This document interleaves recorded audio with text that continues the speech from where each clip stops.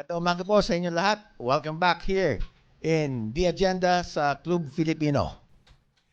This program is brought to you by EFG Consulting in cooperation with Impact Publishing. For today, we are going to have a discussion on security. When we talk about security, we're talking about internal threats and external threats. Well, maraming storya. Kaya let me introduce to you our resource persons for this morning. On my right, needs no introduction. He is one of the most, if not the most decorated soldier in the Armed Forces of the Philippines. He is a Medal of Valor awardee. No less than Sir Ariel Carubin. Magandang umaga po, sir. Magandang umaga sa inyong lahat. Magandang umaga, Attorney Fred at Melvin. No? Good morning. Alam mo yun, parang reunion namin ni Attorney Fred kasi matagal kami hindi nagkita. No? So, I am so fortunate to be invited this morning. And of course, sana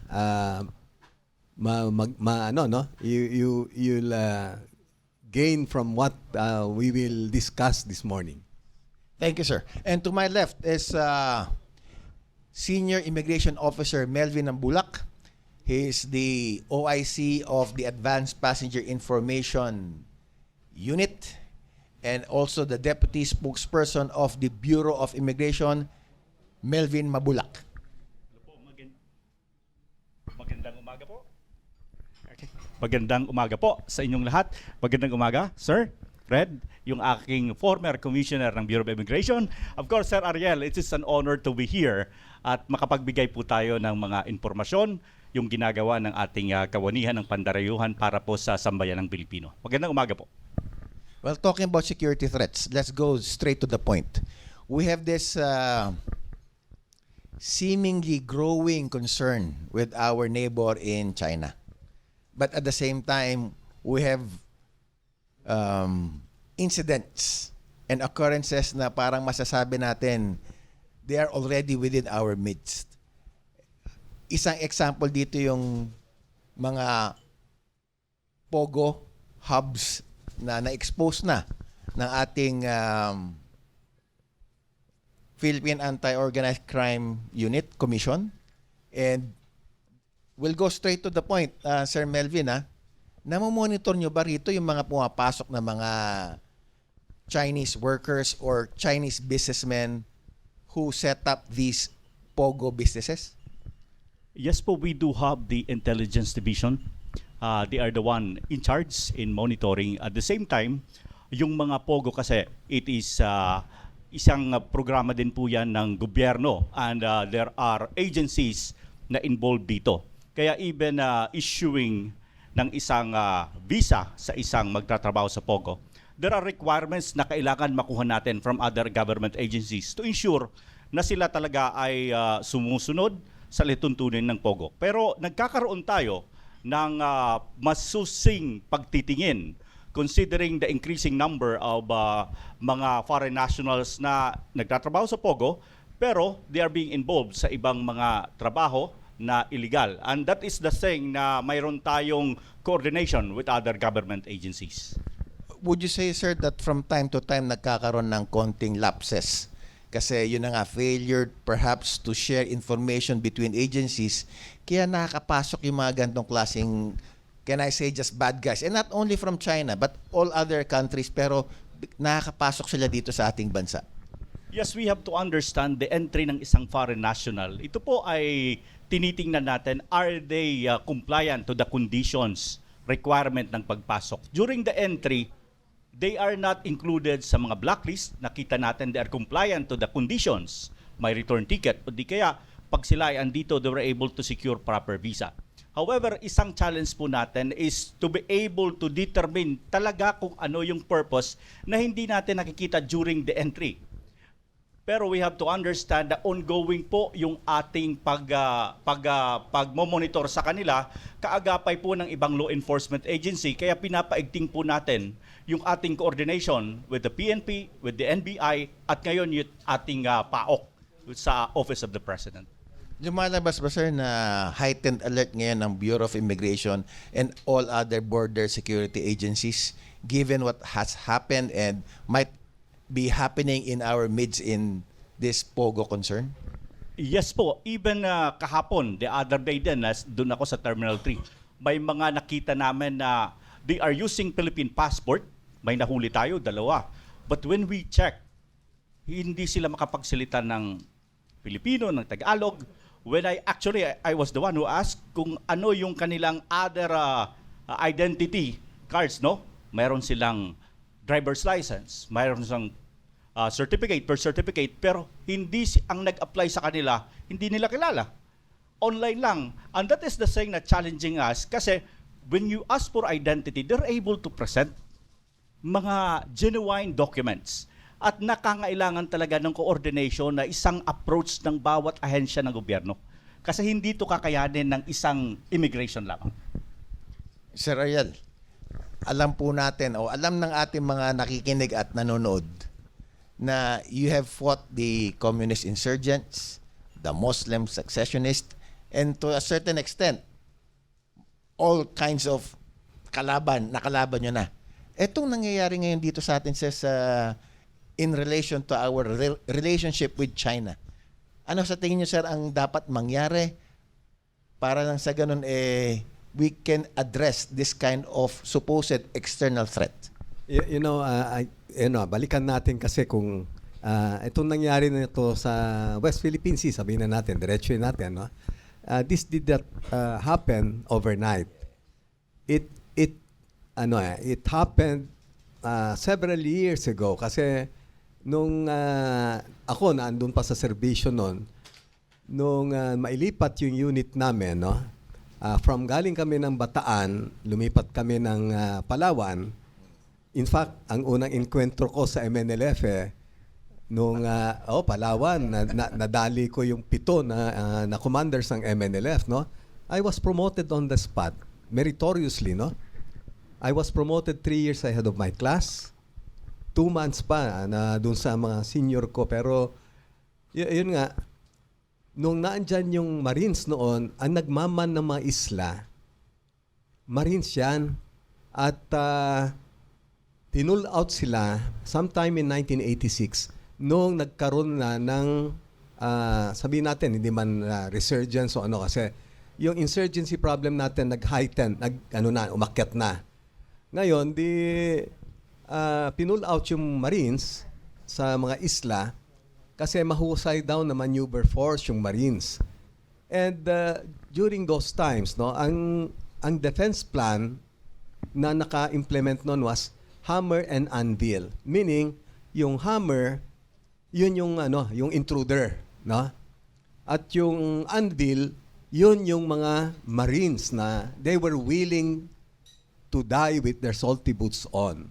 So, ganon ka-determinado tayo noon na protektahan itong mga isla na to. Kaya lang, nung pinull out sila at mag-concentrate tayo sa insurgency problem, nag-shift na rin yung focus ng ating kahit sandatan lakas, no, napunta na ngayon sa ground force para ma-address itong insurgency. Kasi kailangan natin na palakasin yung units natin sa counter-insurgency. So yun ang naging problema natin. Pero matanong ko lang, sir, during that time of that hammer and anvil approach, nagkaroon ba tayo, sir, ng mga skirmishes with, let's say, external forces? Wala tayong incidents. In fact, nakakaano nga na every time na makahuli tayo noon ng mga Chinese fishing vessels, no, dinadala natin yan sa Puerto Princesa, sinasampahan ng kaso yan. And then pagka they're found they guilty of convicted sila, dinideport sila ngayon, iniiwan nila yung Chinese junk doon sa puerto. Pero sir, yung sa BRP Sierra Madre, sir, nakapunta na po ba kayo, sir? Yan ang sana na balak kong puntahan. Oo. Pero yung nagmamanyan, mga Marines. Yes. Marines ang nagmamanyan. So, makikita mo na idudugtong-dugtong ko yan lahat kasi naging operations officer ako ng Western Command noong time. Naging battalion commander din ako ng 1st Marine Battalion na stationed dyan sa Southern Palawan. Before we were redeployed to Central Mindanao, naka-enkwentro yung unit ko doon sa Quezon, Palawan. Naka-recover kami ng laptop computer. We weren't able to open it. So pinadala namin, pinadala ko sa Solcom, hindi nila nabuksan. Nung pagbalik sa amin, inanalyze namin lahat nung naandun na naka-attract sa akin ng attention yung CPP, NPA strategic plans. Nakalagay doon, strengthen foothold along the shorelines. This was in 1999. 1995, nahawakan ng China na yung Mischief Reef. So anong ibig sabihin lang nun? Kung i-strengthen mo yung shorelines sa west coast ng Palawan, that is really intended for yung kung anong balak ng China na gagawin sa Mischief Reef. Kasi Mischief Reef is very near to our shorelines, no? So basically, sir, you're saying that yung based on that information nakita ninyo dun sa laptop, shared by, of course, within the entire armed forces, talagang merong close alliance yung what's happened in Mischief Reef and the grand plan of the CPP-NPA here. Yeah, I'm so happy na this time nagbago na. Nagbago na yung ating mga kapatid natin, no, sa mga kaliwa na against na rin sila sa China sa ginagawa na pambubuli sa atin ng China. So ngayon, kung titignan mo, no, yung Mischief Reef, katabi ngayon na ayungin yan. Kaya nga mabilis sila nagre-react pagka magre-reprovision tayo, madali ka agad sila nangaharang kasi hawak nila yung Mischief Reef. So Mischief Reef is it's an ideal transshipment point not only for firearms but for illegal drugs. Even yung mga smuggled goods, no? So I made a special report about this, no? Na ginamit pa yata, I'm no longer sure kung sa isang privileged speech na isang senator noon, no? Na yung assessment ko was ganito. The CPP-NPA is Mao-oriented, Mao-inspired. So China yan. Yung secessionist group natin na MNLF, allegedly, yung mga armas noon na pinapadala sa kanila came from Pakistan, a surrogate of China. So malalim na ginawa ng pinagplanuhan tayo na ma-shift yung focus natin sa internal problem natin. Nawalan tayo ng focus ngayon sa West Philippine Sea. So naturally, even yung ating Navy, Air Force at saka yung Coast Guard, napabayaan natin. Hindi tayo nakapag-modernize. So ang ginawa parang ang armed forces tumingin sa loob, the attention was inside instead of outside, instead of over the fence. Yes. Ganon na nangyari, sir. Ganon na nangyari ngayon. So, pansinin ninyo dahil nag-decline na yung insurgency problem natin. Sa mga kapatid natin na mga Muslim, marami na tayong peace agreement na kailangan na lang implement. So, yung marami ng areas na insurgency free. So this time, makita mo, gradually, nagpo-focus na tayo, nag-shift na tayo sa external. Kaya yun ang panawagan ko na sana, sabi ko nga, i-fast track natin yung self-reliance defense posture program natin kasi we can never be forever dependent on a superpower. Dapat kaya natin tumindig ng sarili natin, no? At nataon lang ngayon kasi na binubuli ka na isang superpower. You are left with no other option than to look for a big brother, no? Pero yun nga yung natin na sana hindi tayo totally dependent sa kanila. We should be able to stand on our own. So yun lang yung ano ko na i-fast track nila yung ating SRDP, no? Na yung Self-Reliance Defense Posture Program na dati-dati naman meron na tayo niyan. No, pinabayaan lang nila. So, yan ang tutukan natin, and then slowly kasi ang tatapang ng mga Pilipino eh. Meron tayong alam mo yung dugong bayani na ipinamana sa atin ng mga nauna natin na bayani, no, na nagpapakamatay para sa kalayaan natin. So, etong mga sundalo, itong mga men in uniform na to, they are willing to die for our country. Ang kailangan lang nila, i-modernize, ibigyan mo sila ng magagandang equipment para naman ganado rin sila lumaban, di ba?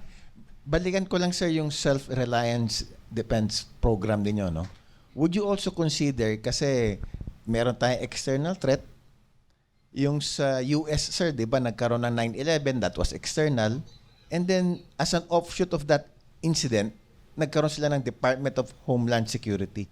Inorganize nila yung isang border control agency under one lang para yung sinasabi nga ni Sir Melvin kanina, medyo kailangan talagang consolidated yung strength resources dun sa border natin. Would you consider that also, sir? Yeah, maganda 'yon, no, kasi actually maraming dapat tignan ba. Kaya nga kuminsan sabi ko, nagbibiro lang eh. Subukan ninyo yung Ariel Kerubin para at least maayos natin yung mga problema na ganyan. Kayo, Sir Melvin, what do you think? Will the Bureau or is the Bureau in favor of consolidating our resources, personnel, management dun sa isang centralized, let's say, Department of Border Security? For me, on my level, no, I don't have any para to decide. However, looking at the importance of having a single force to counter and to strengthen our border, napaka-importante. Even in our sharing of information among agencies, yan ang medyo nakikita natin lacking. If we could able to consolidate nito, it will further strengthen hindi lang sa internal pati external. It will really help.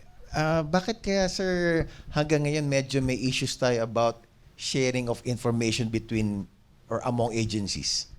Kasi parang matagal ko na narinig yon. When I was in the Bureau, we tried already sharing our information with NICA, DFA, and BI. Parang hanggang ngayon, parang yun pa rin pinag-uusapan natin.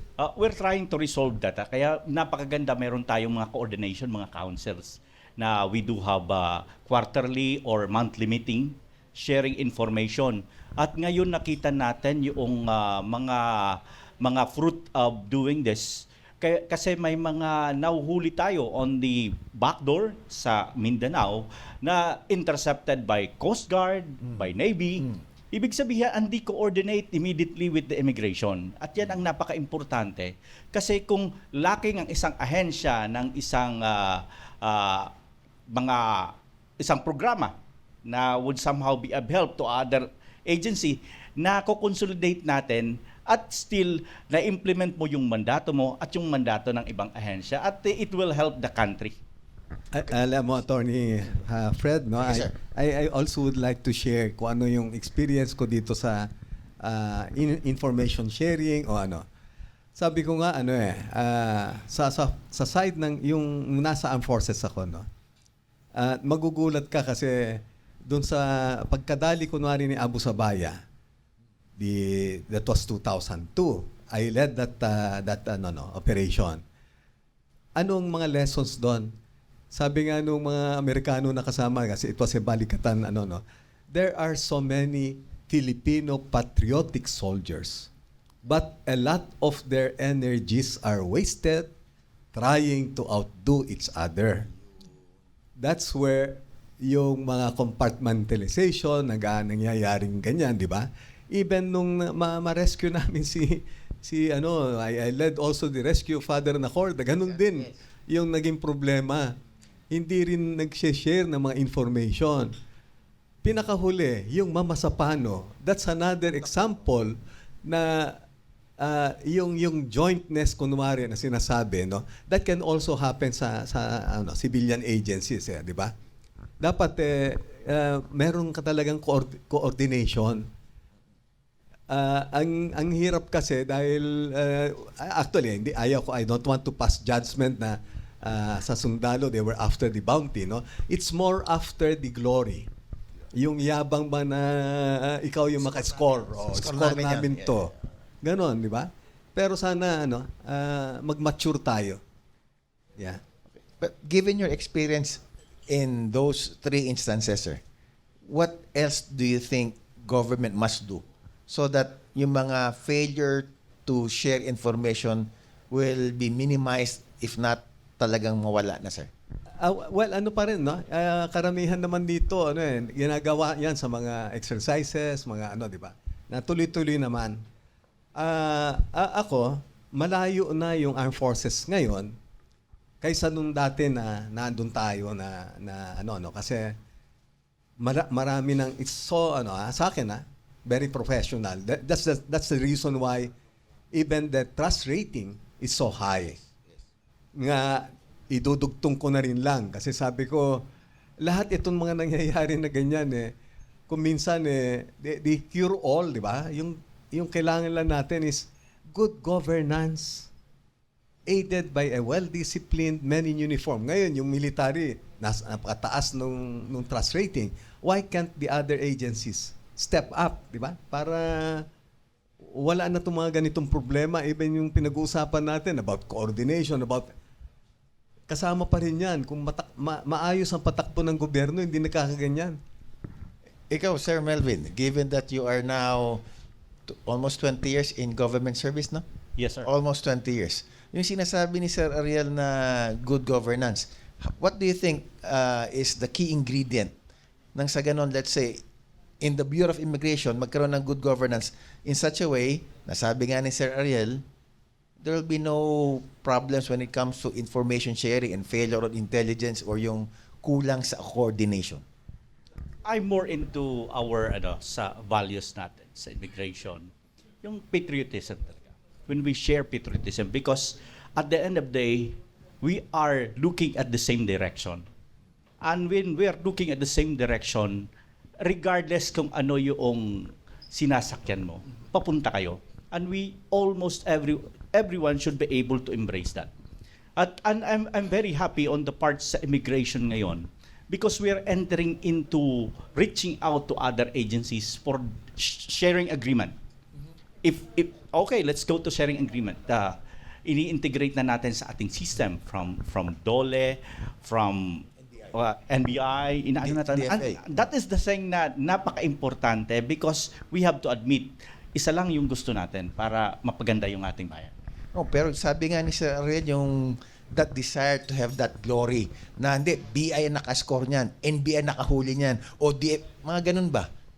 What do you think can be done in such a way na mabawasan yung ganun? I think we have to, regardless kung sino ka, it's not about what you wear.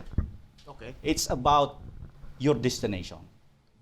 And that is the thing that everyone must embrace, yung destination natin. Kay Sir Ariel, Sir Melvin said patriotism is the key ingredient to have that kind of para bang good governance. Would you consider yung time ninyo sa armed forces, time ko sa armed forces, and armed forces ngayon, kung tumaas, bumaba, o maintain lang, sir, yung patriotism?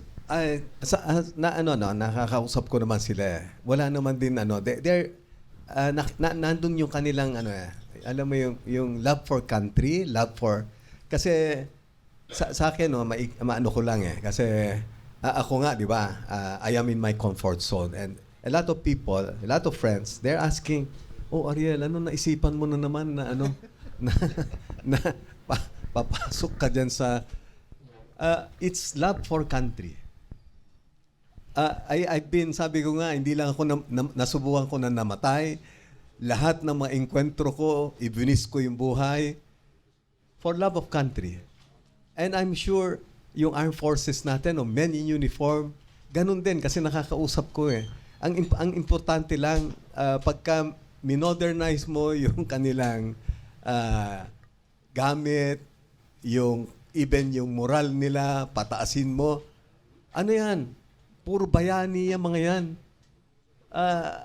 lahat tayo bayani. So lumalabas sir, hindi nagbago. Talagang nandito pa rin level ng patriotism ng ating mga Pilipino. Yes. Ang ano lang natin sabi ko nga, doon sa mga namumuno, pag-ukulan lang din nila ng pansin yung pangangailangan ng ating mga kapulisan, kasundaluhan, no? Kasi they're willing, they're so patriotic, no? Ang importante lang, siyempre, i-suportahan mo rin. Well, I'd like to introduce to our listeners and viewers also isang patriotic na public servant sir. Produkto ng Universidad ng Pilipinas. Spokesperson ng ating Bureau of Immigration, Dana Sandoval. Ma'am Dana, matanong ko na sa iyo para diretso na tayo dahil we were talking about problems with information sharing that can cause some issues when it comes to border control. Magkakaroon ng State of the Nation in a few days. Ano po bang state ng Bureau of Immigration today?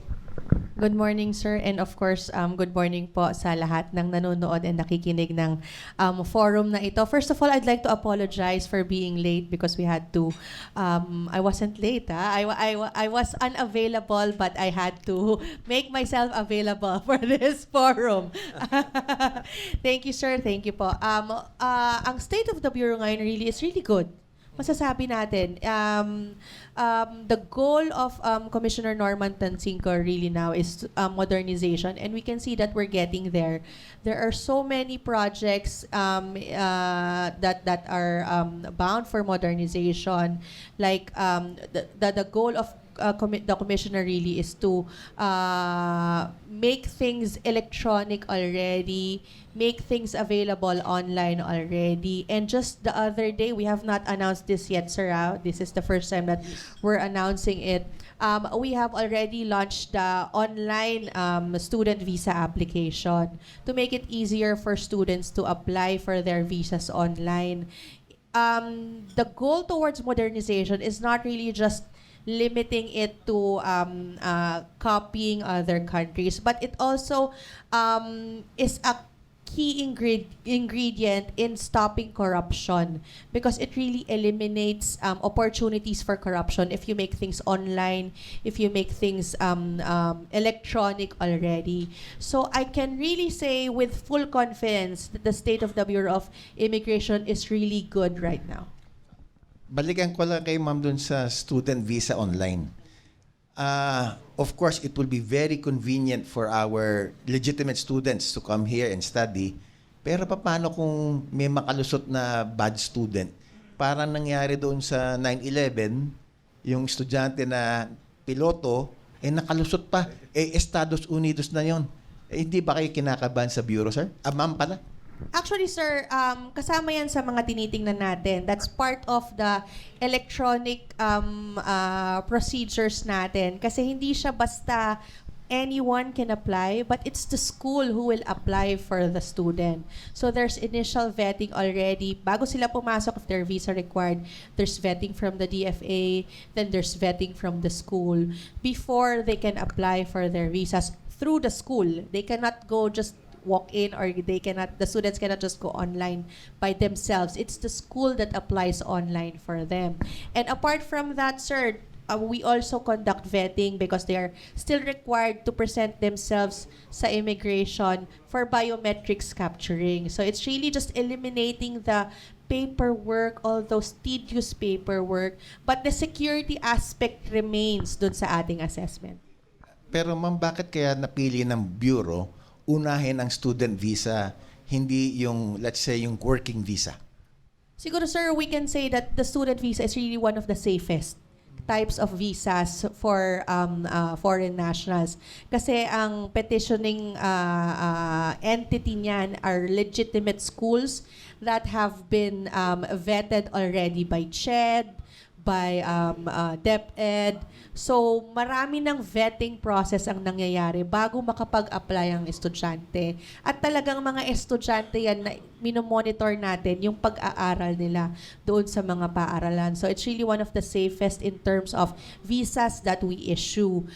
That's why it's one of the first, but that's not the last Mayroon pa tayong mga next visas that are going to be available online for the transacting public. But of course, hindi natin aalisin yung security aspect of the assessment.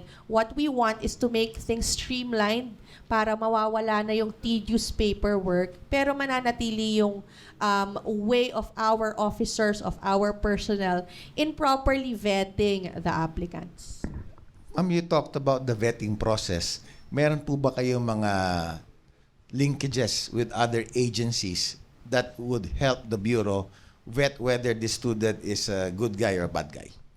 Specifically, siguro let's start with, sir, with the student visa. Tightened na yung security natin in terms of student visa applications. We have regular meetings with the interagency on foreign students, which is headed by CHED. The data that we are receiving for those applicants ng mga student visas, we forward it also to NICA for prior vetting before the visa is finally issued. And of course, meron tayong vetting in terms of our derogatory database. Yung derogatory database po natin is connected with Interpol as well as contains all the other types of derogatory information that are given by the Bureau or given by other agencies. Would you know ba offhand, Ma'am Dana, na how many or ano yung pinakamaraming estudyante natin dito? From which countries? For last year, yun nga yung naging issue, sir, last time, yung mga Chinese nationals.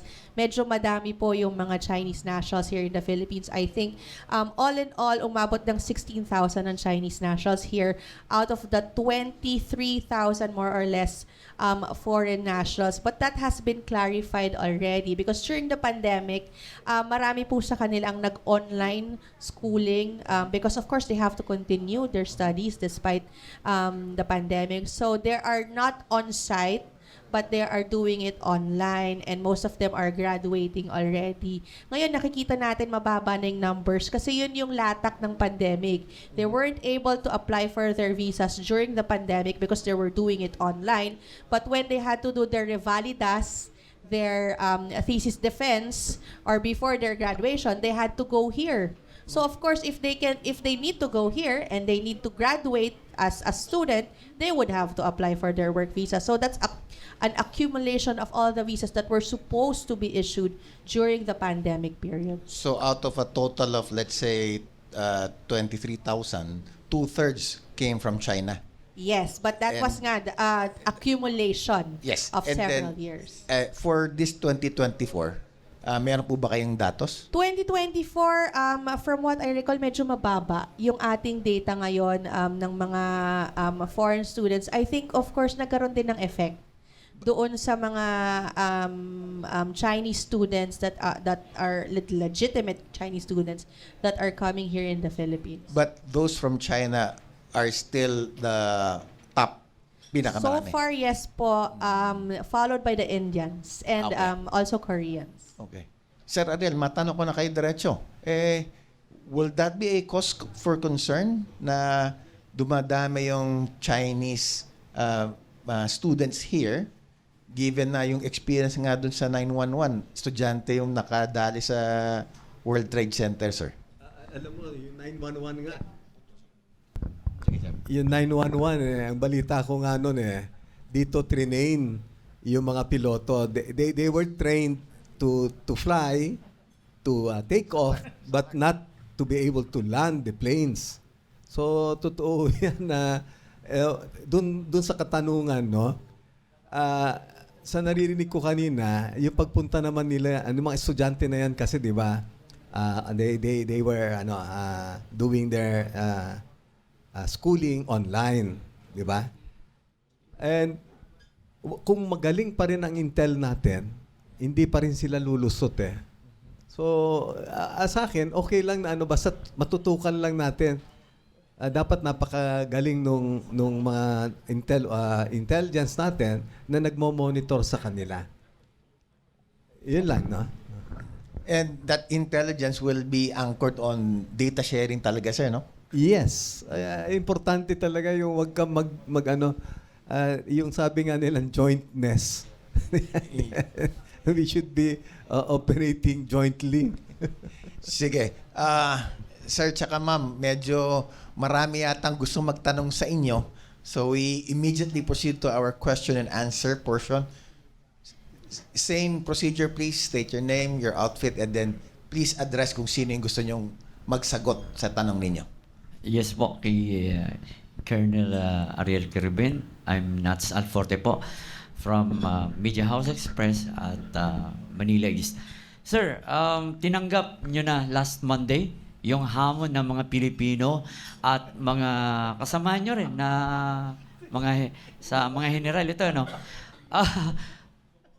Ano pong partido ang mapupuntahan ninyo at ito po sa partido federal ni BBM or makikitay up kayo? At isa pa po, yung tungkol sa West Philippine Sea, no?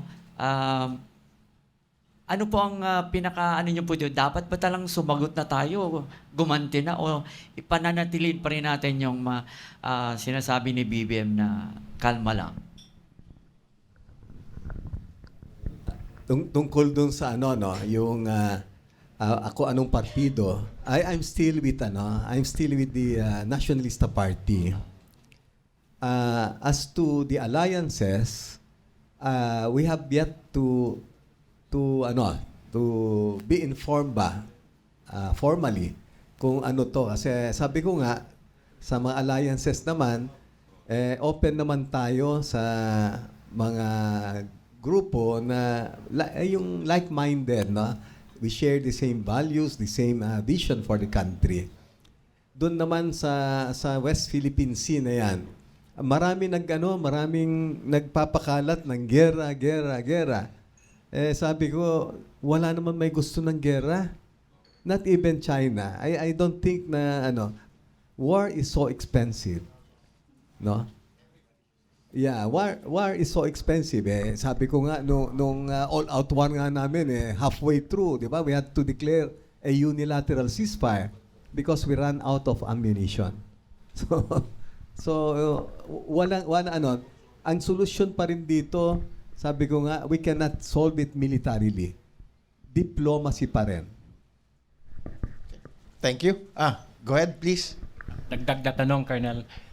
Sa current PH po, ano pong masasabi nyo dun sa biglang nagpakitang gilas yung China dito sa ating using their aircraft carrier group na dumaan sa Pilipinas? Yung monster ship. Hindi lang po, yung aircraft group mismo.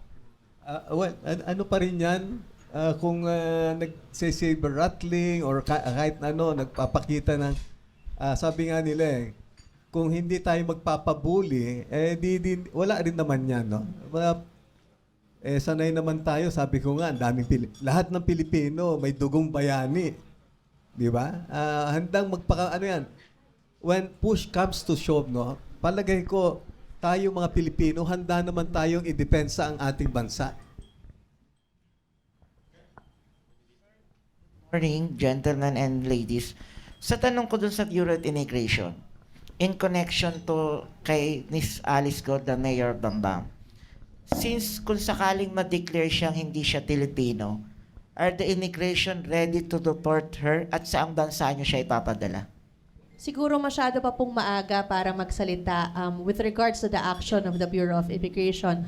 But generally speaking, ayoko lang kasi sigurong ma-preempt any action of the Bureau, no? But generally speaking, kapag ka ang isang foreign national ay nakita po natin na merong violation dito sa bansa, whether it be using fake documents, whether it be overstaying, ang punitive action po ng Bureau of Immigration is deportation and blacklisting. Second question. Sa Davao kasi, merong nabalitang 200 na late registration which involved also yung mga foreign nationals. So anong gagawin ng immigration for this matter?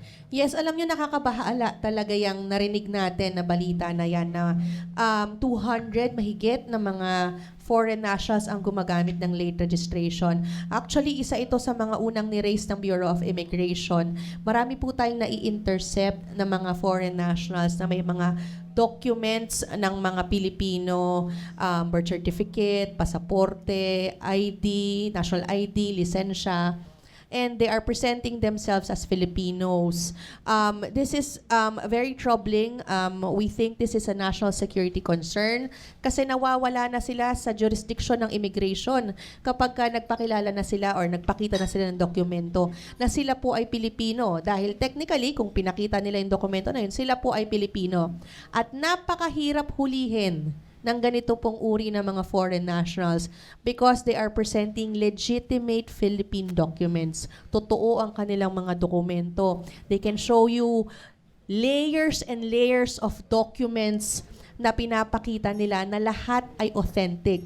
Just imagine the challenge niyan sa ating mga immigration officers na nakaka-encounter. And we have raised this already after encountering numerous foreign nationals na nakita natin na may mga ganitong uri ng dokumento. Hindi siya limited sa Chinese nationals. We have already intercepted other nationalities. May Vietnamese, may Taiwanese. Iba-iba po yung nationalities na nakikita natin.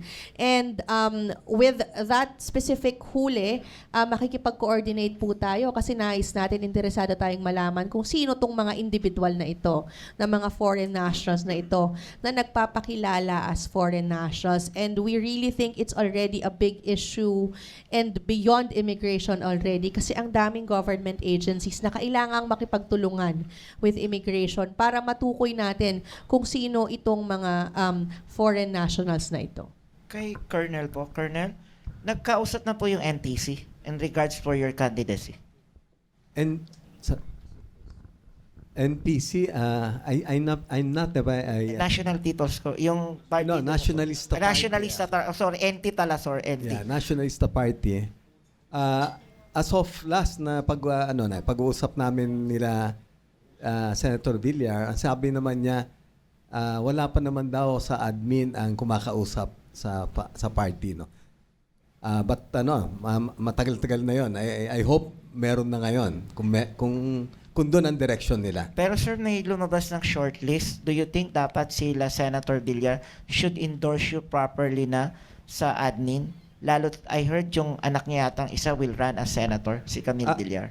Actually, 4 kami na members ng Nationalista Party, di ba? Si Camille, Deputy Speaker Camille, Senator Amy, saka si Senator Pia. So, pang-4. Ako lang nga yung yung male.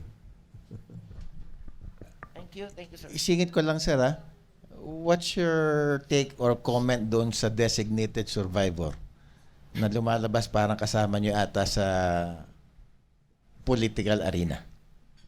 Well, well, lahat naman tayo entitled to our own opinion. Kaya nga sabi ko, karapatan ng isang Pilipino, no, na magsabi nung saloobin niya. Hello po, good morning. Luisa po from PTV4. For Ms. Dana po, since iniisip ngayon hindi umaattend si Mayor Alice Guo sa Senate hearing and hindi rin daw siya nakikita sa farm, meron na bang update sa ILBO? May na-monitor po ba tayo? Doon sa Immigration Lookout Bulletin, naka-monitor po tayo. Sa ngayon po, wala pa po tayong natatanggap na bagong order, whether it be a whole departure order, a new ILBO, or a warrant of arrest. Ang in place pa lang po natin ngayon is the Immigration Lookout Bulletin. So, sa ngayon kaya, ma'am, masasabi natin nasa Pilipinas pa rin siya? Sa atin pong records, wala pa pong recent travel. Itong si Mayor Alice Guo o kaya naman po yung Guo Huaping. Wala pa po tayong records of any recent departure niya.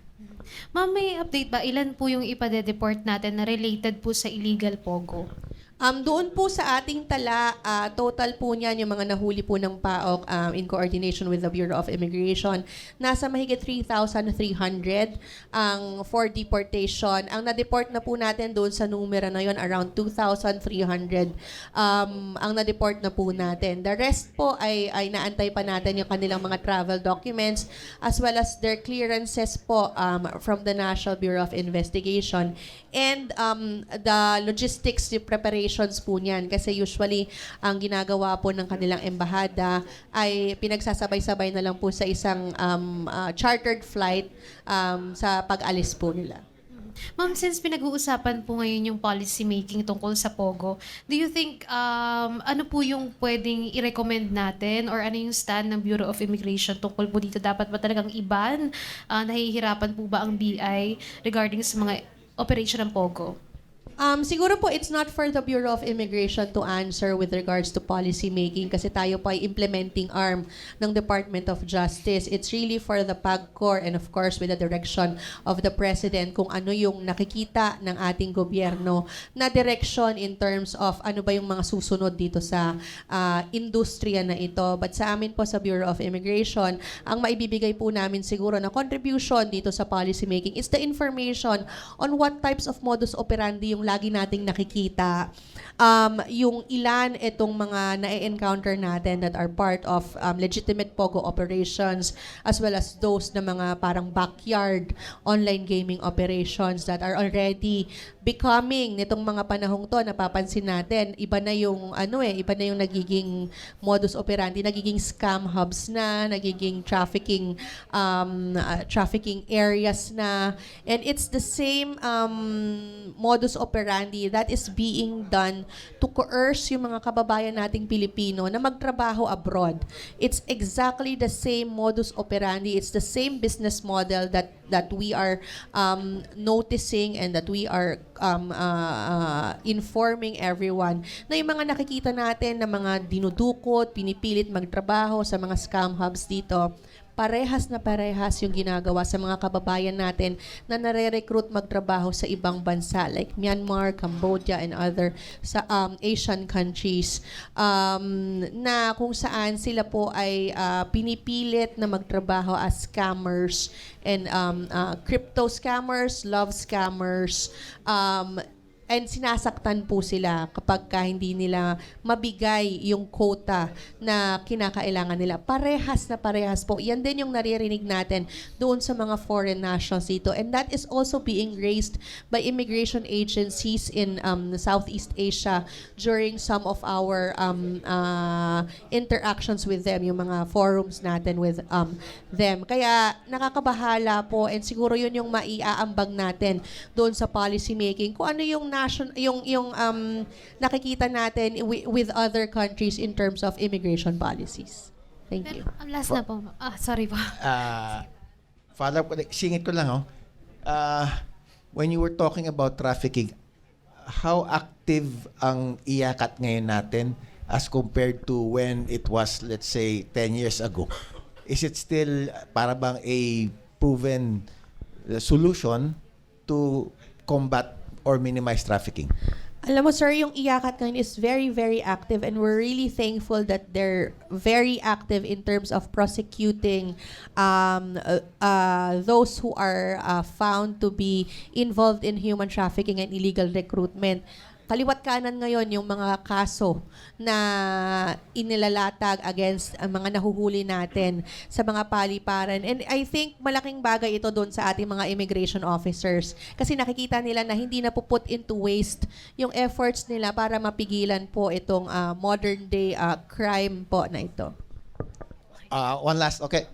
Sige po. Ma'am, so do you think kung hindi man total ban, would you recommend na mas mahigpit sana yung paglalabas ng visa since meron din mga peking visa na nakukuha dito sa mga Chinese po na related din sa POGO? Alam mo, ang nakikita natin na important talaga dito sa regulation ng POGO or any other industry that involves foreign nationals is really linkages of different government agencies. Ngayon po, nagkaroon tayo ng connections with DOLE.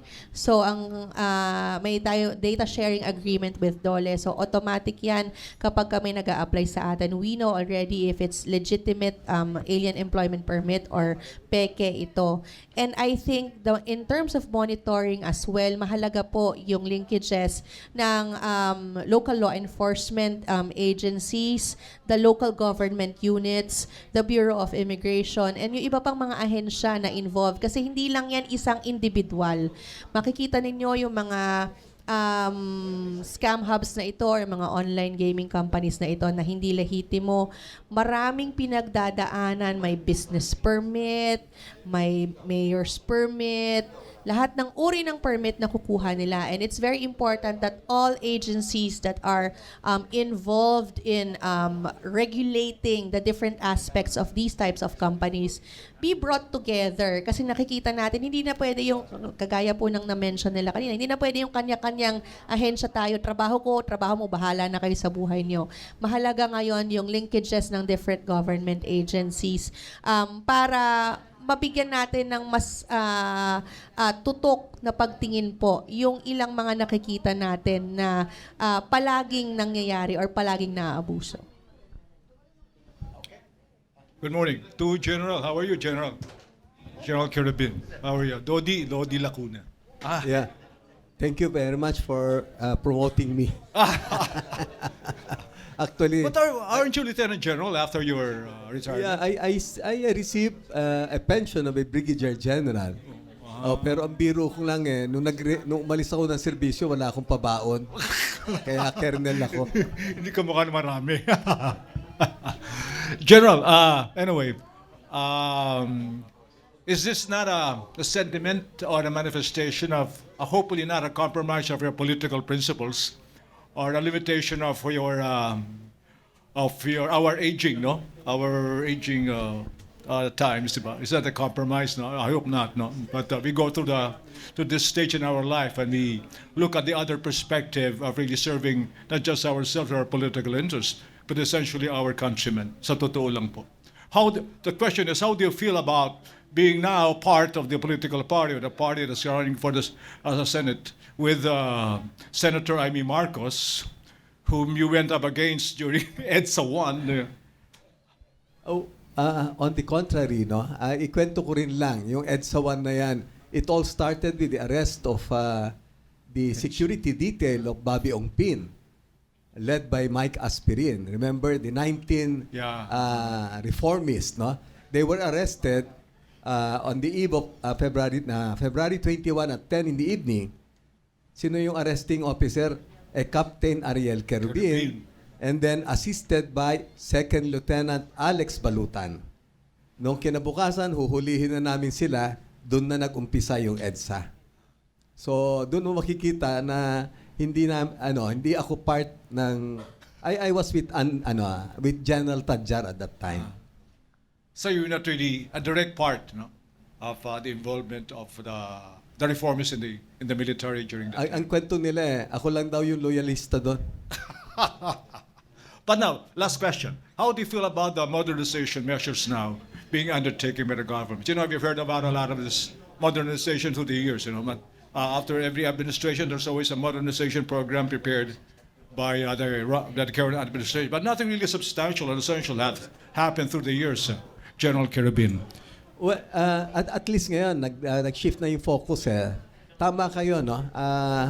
Yung modernization nung nauna, nakapako yan dun sa counter-insurgency operation. So, halos lahat, ground force yung namo-modernize, no? Pero dito, nung nag-decline na halos lahat, marami na nag-declare ng insurgency-free area, even yung mga secessionist groups, we have, may mga agreements na andyan, a matter of implementation, di ba? So, ngayon, makikita mo kung paano minamadali nila yung pag-modernize ng Air Force, ng Navy, and even ang Coast Guard natin. So, I think we are on the right track. Thank you very much, General. Thank you very much. God bless you po. God bless you. Thank you. Thank you. We have room for two more questions.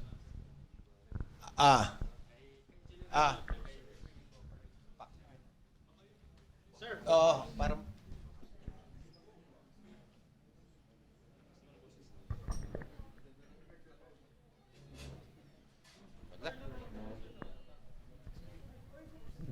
Good morning, sir, General.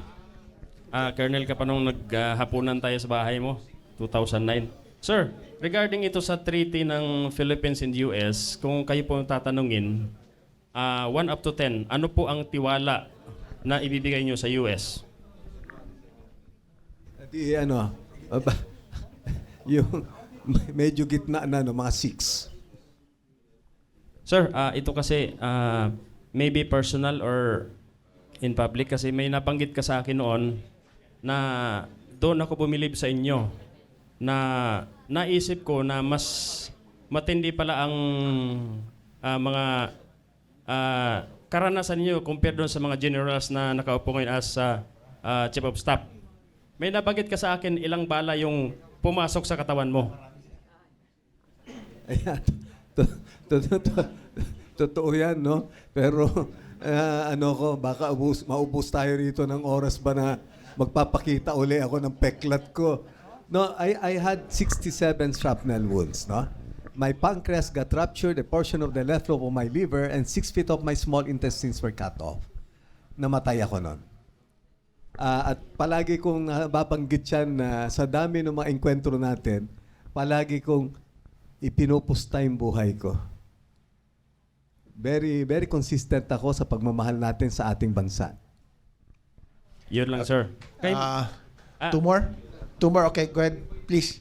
Current PH po. Ma'am Dana, tanong po uli. Yung nangyayari po sa Davao, yung 200 na Peking birth certificate, parang planta ng Peking Pilipino, no? Sa Davao lang ba nangyayari ito? Pangalawa, ano pong gagawin ng BOI dito? At paano ho natin ito ma-avoid? Yes, sa tingin natin hindi lang to sa Davao nangyayari kasi marami na po tayong na-i-intercept galing sa iba't ibang areas. You know, the difficulty of avoiding this kasi napakarami po nilang mukhang malaking sindikat po ito at nakakapag-produce sila ng legitimate Philippine documents galing sa iba't ibang mga ahensya. And tama po na inaaral sa ating mga lawmakers ngayon yung proseso po ng pagbibigay ng birth certificates sa mga individual, yung late registration na tinatawag, tama po na inaaral po yan ng ating mga lawmakers kasi nakikita natin na maaring isa ito sa mga naaabuso upang maging source document or mother document para makakuha ng iba't iba pang uri ng dokumento. Matagal na naming nire-raise itong concern na to and we're really thankful na it's already put in light and napapag-usapan at nakikita na po ito ng ilang mga key people upang mas matutukan kasi talagang concern po ito. We see this as a national security concern. Thank you. One last. Good morning. Veritas.